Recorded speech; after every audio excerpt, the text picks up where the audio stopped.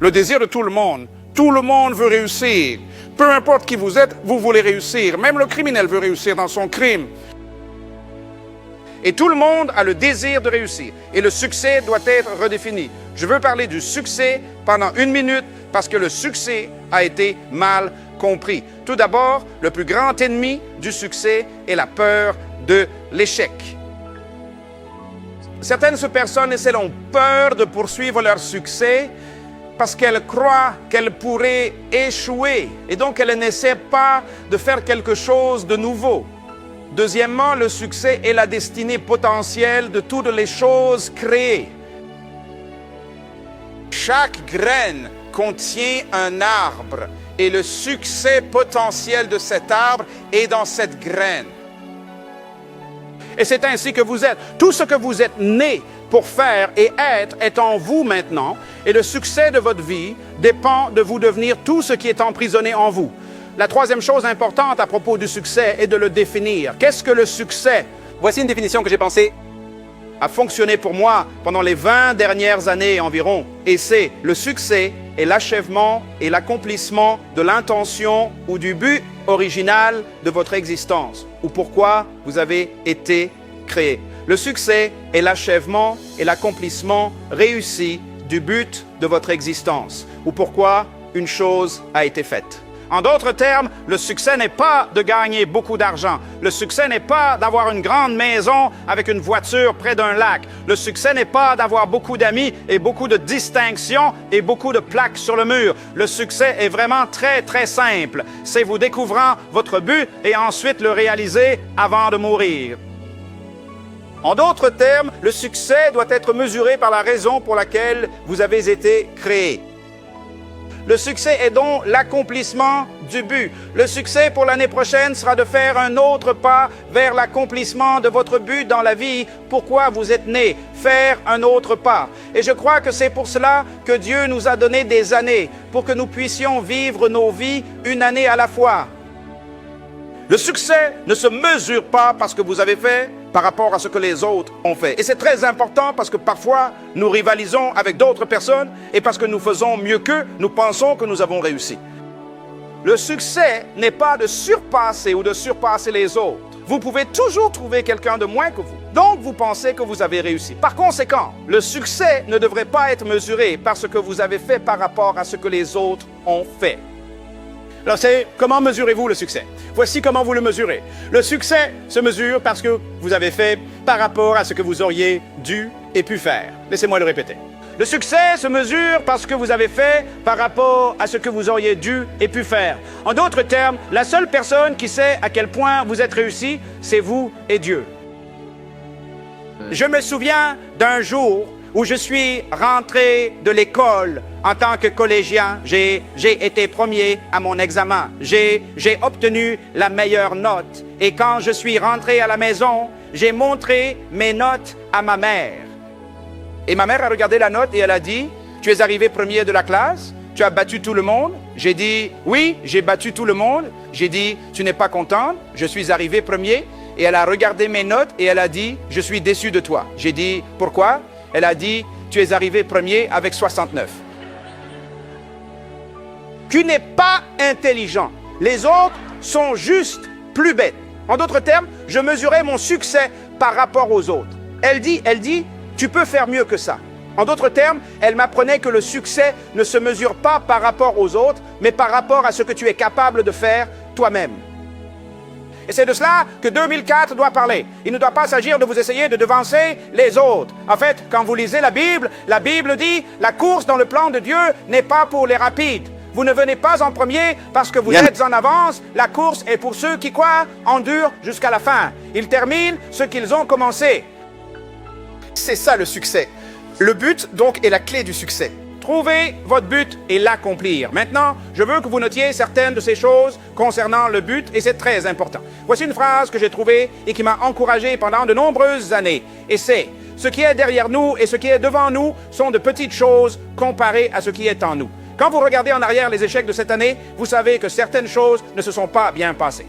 Vous savez que vous n'avez pas accompli certaines choses. Certains d'entre vous ont échoué à faire des choses que vous vouliez vraiment faire. Vos objectifs n'ont pas été atteints. Et certains de mes objectifs, personnellement, n'ont pas été atteints. Et vous pouvez regarder en arrière et être déprimé. Mais regardez derrière vous, ne vous êtes pas pour l'avenir.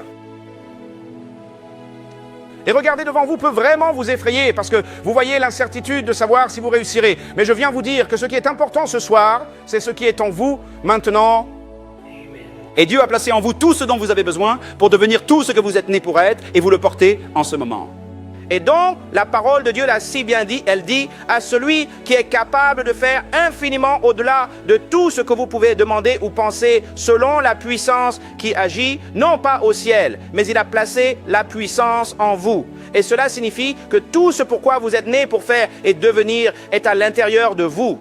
Très important de comprendre cela. Puis-je faire cette déclaration sur le but donc? Le but est si puissant et si vous comprenez, il devient personnel. Premièrement, vous avez été créé avec un but et pour un but. Personne ici n'est une erreur. Pas une seule personne sur cette planète n'est venue ici en tant qu'expérience. Vous n'êtes pas né juste pour gagner votre vie, garder un emploi, payer des factures et ensuite mourir. Vous n'êtes pas né juste pour prendre votre retraite, toucher une pension et ensuite disparaître et qu'on vous enterre quelque part. Vous êtes né parce qu'il y a quelque chose que Dieu voulait accomplir qui nécessitait votre présence. Vous existez parce que Dieu voulait que quelque chose se passe sur terre et qu'il vous a donné à faire. En fait, Job chapitre 36 dit ceci, et j'aime ce verset, verset 5. Il dit, Dieu est puissant, mais ne méprise pas l'homme. Il est puissant et ferme dans son dessein. Ce mot, méprise, signifie ignorer. Dieu n'ignore pas les 6,1 milliards de personnes sur terre en ce moment. Chacun d'eux, Dieu a un but spécifique pour eux. Et il ne les méprisera ni ne les ignorera. Vous êtes nés pour faire quelque chose de très important. Voici mon verset préféré dans la Bible, Proverbe 1, Proverbe 19, verset 21. Il est dit, il y a dans le cœur de l'homme beaucoup de projets, mais c'est le dessein de l'Éternel qui s'accomplit. Dites, Amen. Dieu a dit, vous avez beaucoup de projets pour 2004, mais avant de faire des plans, consultez-moi pour mon dessein. Il dit, parce que j'ai un dessein pour votre vie en 2004. Il y a des choses que Dieu veut accomplir en vous en 2004, et c'est pourquoi vous ne devriez pas simplement faire des plans sans passer du temps avec Dieu. C'est pourquoi vous devez vous arrêter et commencer l'année en sa présence comme ça, parce que vous n'êtes pas assez intelligent pour deviner votre avenir. Et Dieu connaît votre avenir bien avant que vous ne soyez créés. Et donc, il veut que vous connaissiez son but pour que vos plans soient en accord avec son but. Quelle tragédie d'avoir du succès dans la mauvaise chose. C'est effrayant d'avoir parfaitement réussi dans quelque chose que Dieu ne vous a jamais dit de faire. Par conséquent, l'avenir de votre vie devrait toujours se connecter à Dieu, ce pourquoi il m'a créé. Et donc, Dieu dit que son dessein prévaudra. Qu'est-ce que c'était que le but? Le but est défini comme la raison originale de l'existence d'une chose. En d'autres termes, le but est pourquoi une chose a été faite. Deuxièmement, le but est la raison pour laquelle quelque chose a été créé. En d'autres termes, tout ce pourquoi vous êtes né est la raison pour laquelle Dieu vous a créé. Tu n'es pas né juste pour vivre une vie et simplement mourir. Tu es né pour accomplir quelque chose de spécifique. En fait, le succès, c'est atteindre la fin de ton but. C'est ça, le succès. C'est comme un oiseau piégé dans un œuf. Si cet oiseau ne vole jamais, cet oiseau est un échec. Il n'a jamais réussi à voler. Et c'est ça le succès. Le succès n'est pas juste exister. Le succès, c'est atteindre la fin de la raison pour laquelle vous êtes né.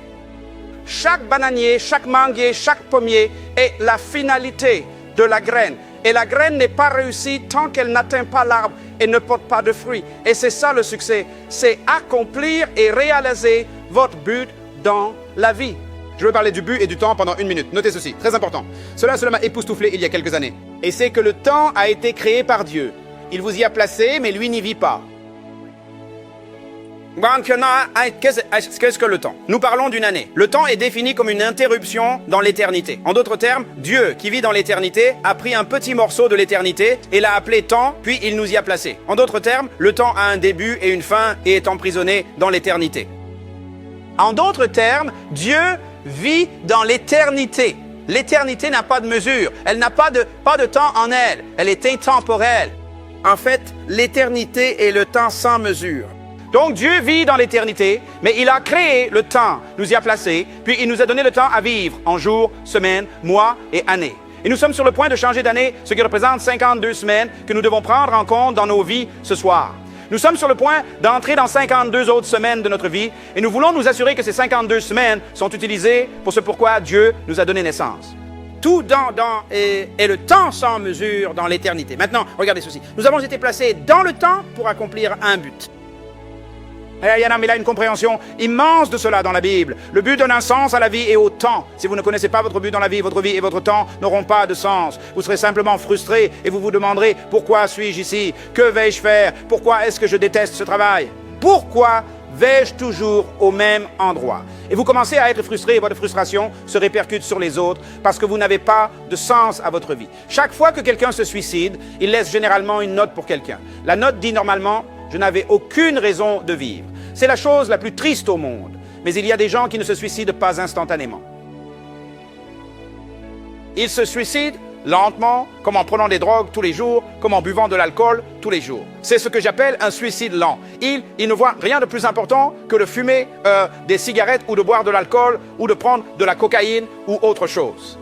En d'autres termes, ils n'ont pas trouvé quelque chose de plus important que la drogue. Ils se suicident. La raison pour laquelle je ne bois pas d'alcool et je ne fume pas, c'est parce que j'ai trouvé quelque chose de plus important pour ma vie que ces choses perturberaient. Et donc je dois arrêter tout ce qui m'empêche de réaliser mon rêve. Et donc, quand vous avez un but dans votre vie, cela discipline votre comportement et choisit vos habitudes. Le but donne un sens à la vie. Voici une autre déclaration que j'ai trouvée intéressante dans le livre de l'Ecclésiaste, chapitre 3, verset 1. Un de mes versets préférés. Il dit, il y a un temps pour tout, un temps pour chaque chose sous le ciel. En d'autres termes, si vous êtes au ciel, c'est éternel. Il n'y a pas de temps. Mais quand vous êtes sous le ciel, vous avez un but qui doit être accompli dans le temps. Cela signifie que vous êtes né pour faire quelque chose, mais vous n'avez pas l'éternité pour le faire. Et donc, vous êtes dans une course entre vous et votre tombe.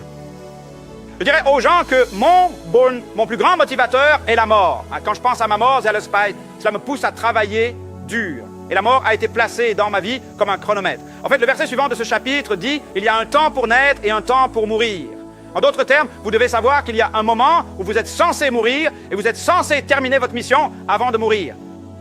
Et si vous mourrez avant de terminer votre mission, vous avez été tué. C'est pourquoi Dieu dit qu'il vous a donné du temps pour accomplir votre but. Regardez le verset 10. Il dit « J'ai vu le fardeau que Dieu a placé sur tous les hommes. Et ce fardeau est qu'il a fait toutes choses belles en son temps. » Le mot « belle » ici signifie « mature ». Il vous donne du temps pour accomplir et mûrir tout ce que vous avez été créé pour faire. En d'autres termes, quoi que vous soyez né pour faire, on vous a donné le temps nécessaire pour le faire. Maintenant, il y a des gens qui vivent en prolongation en ce moment parce que vous n'avez pas trouvé votre but et Dieu vous a accordé sa grâce. Vous vous souvenez qu'il y avait un homme qui a réellement accompli son but et Dieu lui a dit qu'il était temps de mourir. Son nom était Ézéchias. Et Ézéchias, Dieu l'a rencontré en personne. Dieu a dit à Ézéchias, tu as fait ce que tu devais faire, il est temps de mourir. Ézéchias a discuté avec Dieu. Et il devait être des Bahamas. Il a dit, Dieu, je ne veux pas mourir maintenant. Je ne veux pas mourir maintenant. Je veux vivre longtemps. Dieu dit, non, tu dois mourir maintenant. Il dit, non, je ne veux pas mourir maintenant. Donne-moi quelques années de plus. Et il a supplié Dieu et Dieu lui a donné 15 années supplémentaires. Pendant ces 15 années supplémentaires, il a donné naissance à certains des pires rois d'Israël. Dites à votre voisin, mourir quand vous êtes censé...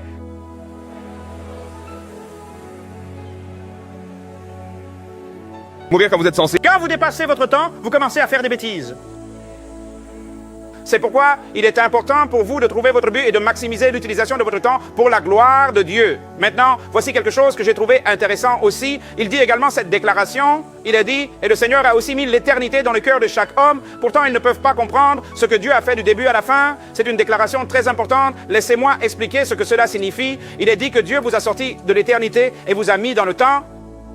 En d'autres termes, votre esprit est un esprit éternel qui est venu sur cette terre avec un but éternel, mais Dieu l'a piégé dans un corps dans le temps. Cela signifie que vous êtes littéralement un esprit éternel dans un corps temporel. C'est un problème. Maintenant, regardez encore le verset. Il dit aussi qu'il a fait quelque chose que vous ne pouvez pas comprendre. Maintenant, qu'est-ce que c'est? Ce qu'il a fait du début à la fin. En d'autres termes, Dieu a pris le début de votre vie et la fin de votre vie et les a mis tous les deux dans un corps et l'a placé dans le temps. Donc, vous êtes venu sur terre avec votre début et votre fin en vous maintenant. C'est très important. Cela signifie que votre avenir n'est pas devant vous. Nous continuons à penser que nous allons vers notre avenir. Et c'est pourquoi nous continuons à dépendre des gens. dépendre des relations, dépendre des connexions. Mais votre avenir n'est pas devant vous grâce à la faveur des autres.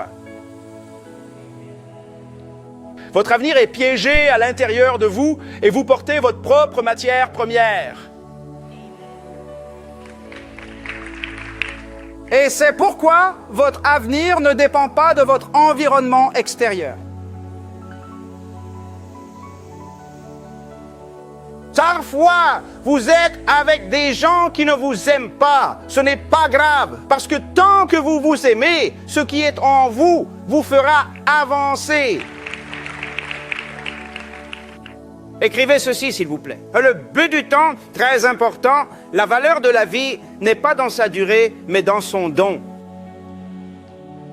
Tu n'es pas important à cause de la durée de ta vie. Tu es important à cause de l'efficacité de ta vie. Et la plupart des gens sont tellement préoccupés par le fait de vieillir plutôt que d'être efficaces. Les personnes qui ont eu un impact sur le monde n'ont pas vécu longtemps. Martin Luther King, John F. Kennedy, je veux dire, ces personnes qui ont impacté le monde n'étaient pas des personnes âgées, mais elles ont vécu si efficacement que nous ne pouvons pas les effacer de l'histoire. L'homme le plus âgé dans la Bible est Mathusalem. Il a vécu jusqu'à 969 ans. Quel homme! Et la seule chose que la Bible dit de lui, c'est qu'il est mort.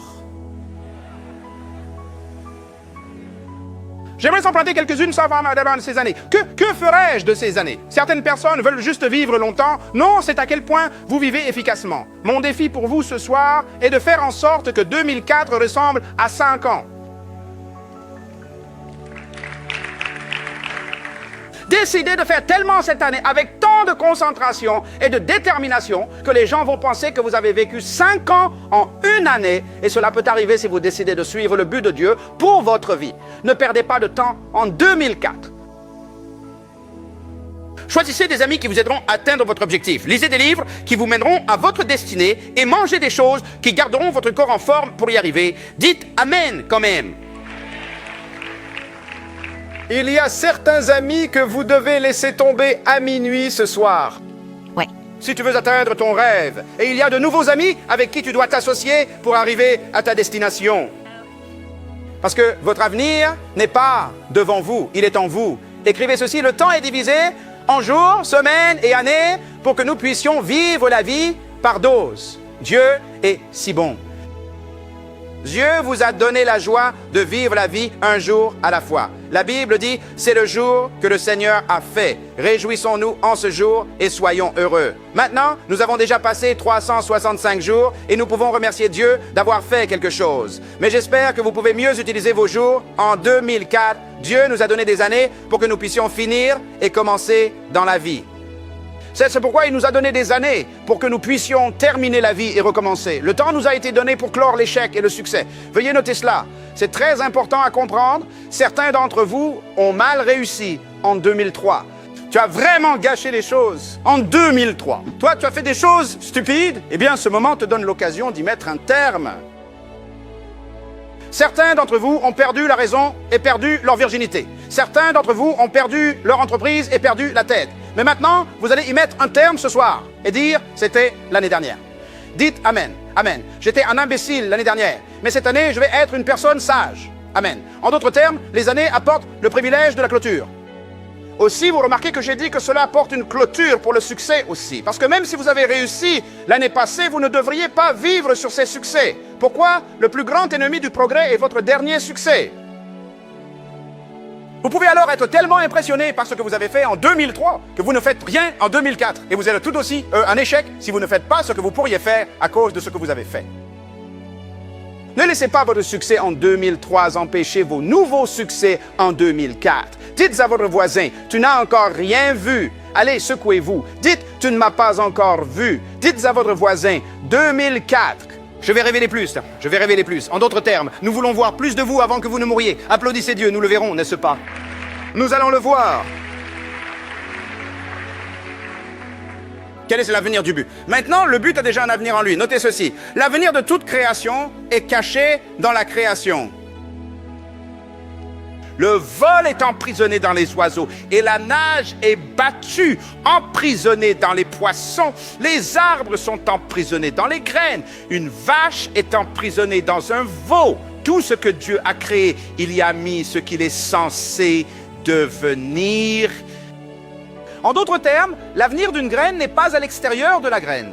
Il est dans la graine. Et il en est de même pour vous. Tout ce pourquoi vous êtes né est déjà emprisonné en vous. Le futur existait avant le présent. C'est très important. Maintenant, pourquoi suis-je si confiant en tant qu'homme? Pourquoi suis-je si confiant en tant qu'être humain? Ce qui me rend si confiant, c'est cette déclaration juste là. Si vous voulez affronter l'avenir avec confiance, vous devez être convaincu dans votre cœur que votre avenir est en fait le passé de Dieu. Amen. Ah ben oui, oui. Oh, aidez-moi à expliquer cela. En d'autres termes, aucun fabricant ne crée un produit sans l'avoir d'abord terminé.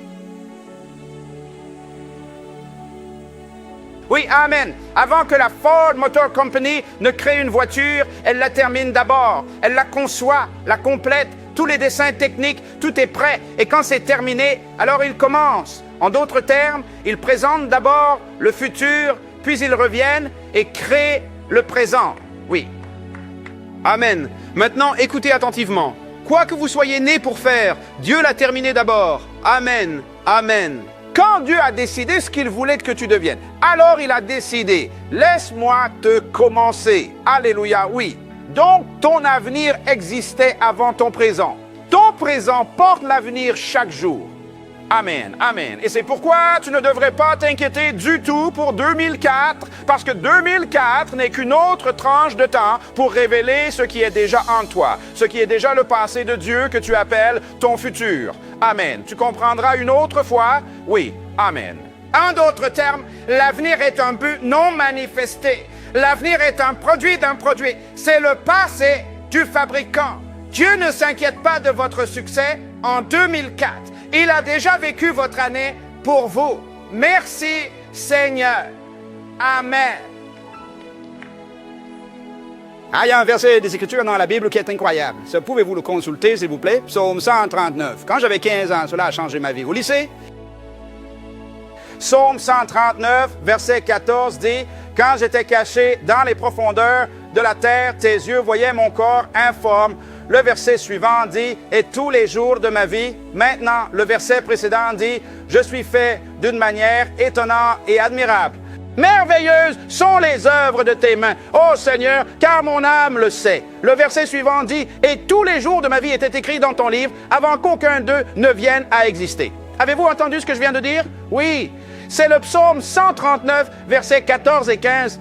Il est dit, j'ai écrit toute ta vie dans un livre avant qu'elle ne commence. Le verset suivant dit, et si je devais compter tes pensées à mon sujet, oh Seigneur, ce serait tellement incroyable. Ce serait comme si j'essayais de compter les grains de sable sur le rivage. En d'autres termes, Dieu a prévu certaines choses pour toi qui, s'il te les disait toutes, te stupéfieraient. Ouais, votre avenir est bien meilleur que ce que vous faites en ce moment. Amen. Amen, amen. Le livre de Dieu pour votre vie est déjà terminé. Vous êtes au chapitre 1. Certains d'entre vous sont au chapitre 3. 2004 est simplement un chapitre dans le livre. Ce que vous devez faire, c'est contacter l'auteur pour découvrir ce qui est censé se passer dans ce chapitre. Puis-je avoir un amen? Vous n'êtes pas ici juste pour vivre 365 jours de plus. Vous êtes ici pour accomplir certaines choses spécifiques cette année que Dieu a déjà planifiées pour votre vie qui est déjà terminée. Ce qui est bien, c'est que l'avenir est une destinée non révélée. Votre avenir est votre destin emprisonné à l'intérieur. L'avenir est votre prédestination. L'avenir est le passé de Dieu pour votre vie. Laissez-moi citer une écriture que j'ai trouvée intéressante et qui pourrait vous aider avec cela. Parce que le futur est la fin emprisonnée dans le commencement. Laissez-moi prouver cela à partir de la Bible. Il est dit dans le livre d'Isaïe, chapitre 46, une déclaration intéressante. Veuillez vous tourner vers ce chapitre et je veux faire ces commentaires sur le futur. Votre avenir n'est pas devant vous, mais il est emprisonné en vous. Vous possédez votre avenir maintenant, pas demain. Troisièmement, Dieu s'engage envers l'avenir qu'il a placé dans votre présent. Comment pouvez-vous être confiant de passer l'année 2004? Non, pas de problème, car Dieu est engagé envers son propre investissement. Certains d'entre vous se demandent comment vous allez arriver à la fin de l'année 2004 avec toutes vos factures payées, tous vos besoins satisfaits et tout ce dont vous avez besoin. Fourni. Je suis ici pour vous annoncer une bonne nouvelle. Le Dieu qui vous a donné cet avenir y est déjà engagé.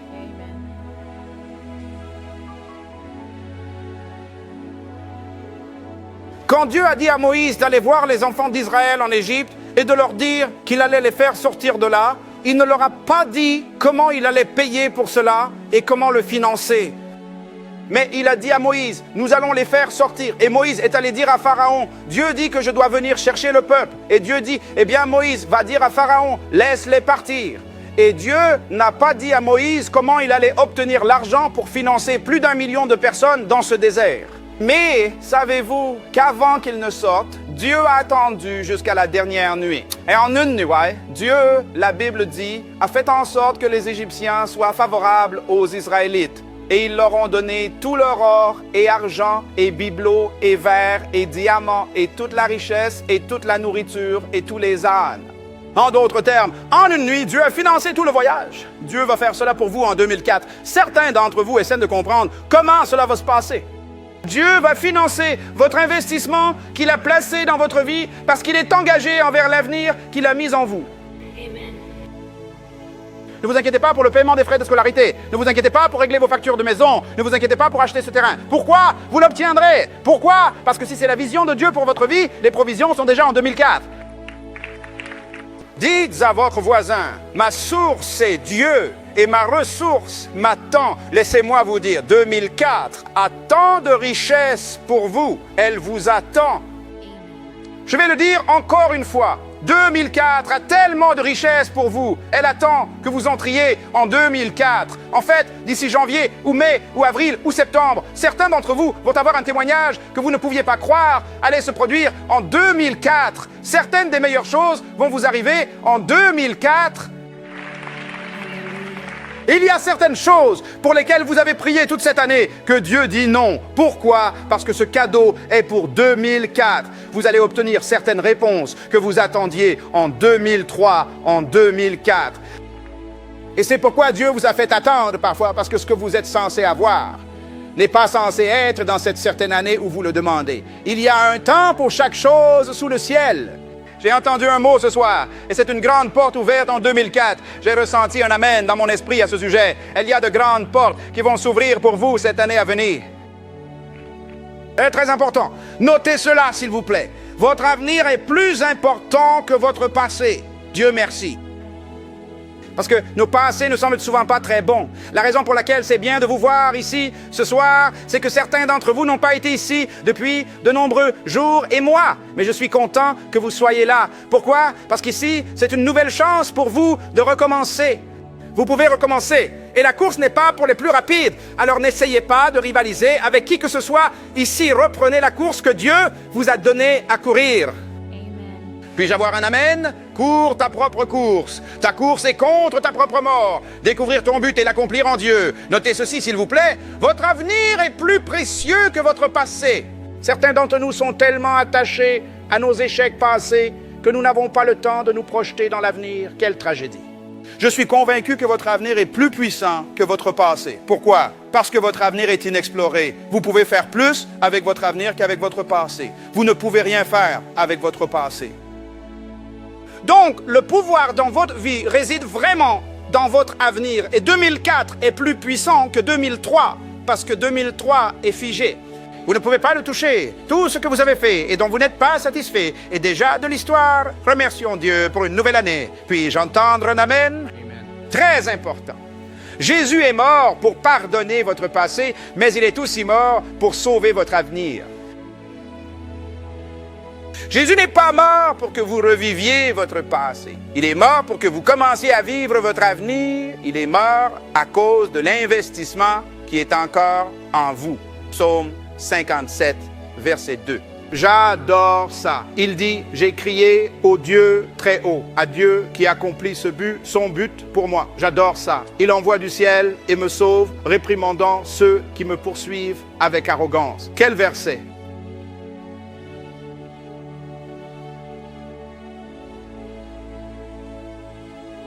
David dit, j'ai crié au Dieu du ciel qui accomplit son dessein pour moi. Elle accomplira son dessein qu'elle a pour ma vie. Il accomplira signifie que vous n'avez pas besoin de faire preuve d'ingéniosité pour essayer de le comprendre. La moitié des choses pour lesquelles vous pensez devoir travailler si dur, Dieu va vous les donner comme un cadeau. Amen. Et la moitié des choses que vous pensez être un cadeau, Dieu peut vous faire travailler pour elles. Il a un moyen de vous transmettre son but. Amen. Maintenant, ce qui est bien avec ce verset, c'est que vous n'avez pas à vous inquiéter de l'échec parce que vous ne pouvez pas échouer si Dieu réalise son propre but pour votre vie. Amen. Puis-je entendre un amen? Amen. Votre avenir en 2004 ne dépend pas de la décision du président Bush, ni de l'Iran, ou de l'Irak, ou du cartel pétrolier. Il ne dépend pas de l'économie ou du tourisme. Il dépend de Dieu qui réalise son dessein pour vous. Et amen. Et Dieu possède toute la planète. Il peut déplacer des choses, déplacer des gens et réorganiser des choses pour vous, juste pour accomplir son but pour votre vie. Amen. Et je crois qu'il va le faire au nom de Jésus. Je crois que Dieu est sur le point de changer certaines choses, de réorganiser certaines choses, et personne ne peut arrêter ce que Dieu est sur le point de faire pour vous. Cela signifie que même s'ils disent que cela ne devrait pas arriver, cela va arriver parce que Dieu travaille juste pour vous. Amen. Ça va arriver. Vous pouvez affronter l'avenir avec confiance, sans peur, sachant que Dieu ne ment pas. Alléluia. Jérémie chapitre 15, verset 11 dit, « Le Seigneur a dit ceci, assurément, je te délivrerai pour un bon but. » Waouh, j'adore ça.